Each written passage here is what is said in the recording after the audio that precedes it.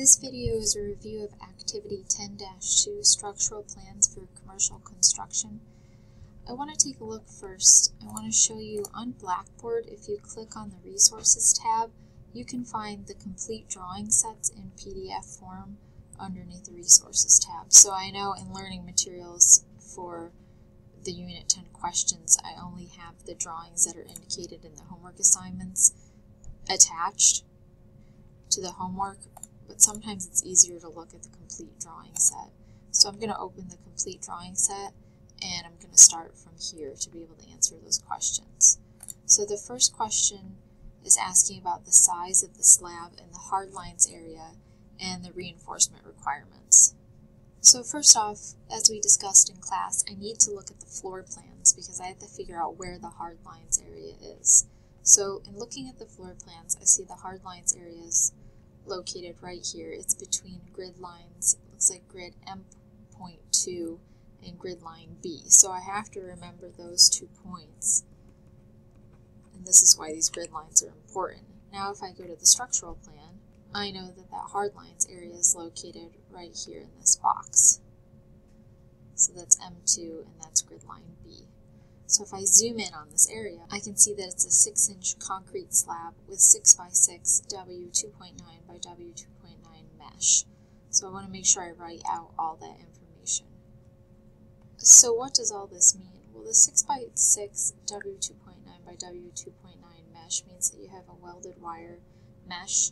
It's talking about the spacing and the thickness of the wire gauge. So this would be the spacing and this is the thickness of the gauge right here.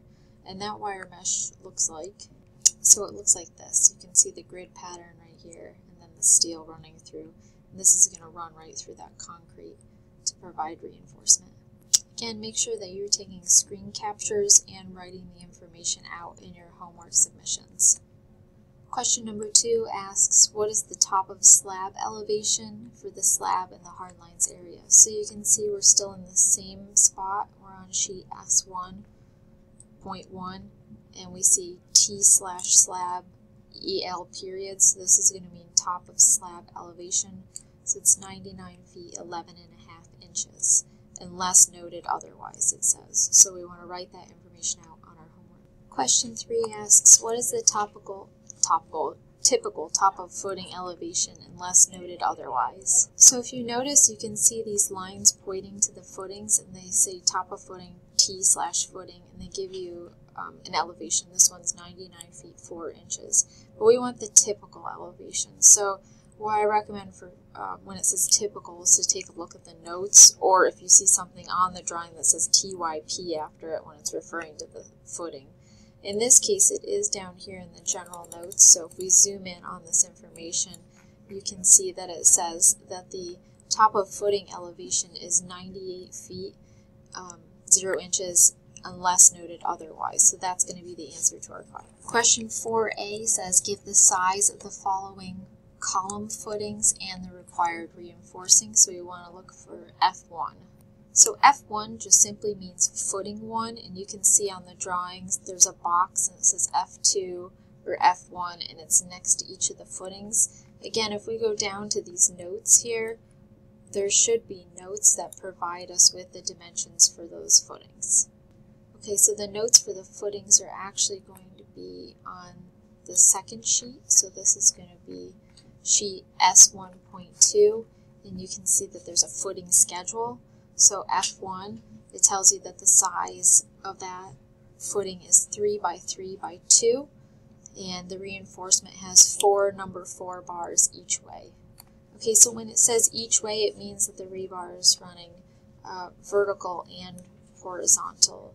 And that number 4, to find the size of the rebar, you would just put the number over 8. So in this case, 4 over 8 could be reduced down to 1/2 of an inch. So it means it's a 1/2 inch rebar.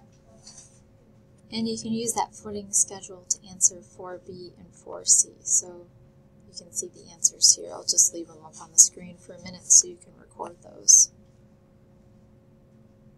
Alright, now we have what is required for the greenhouse sales floor.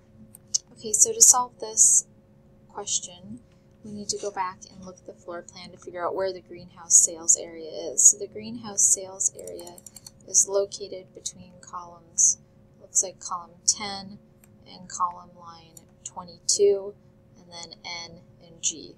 That's the greenhouse sales.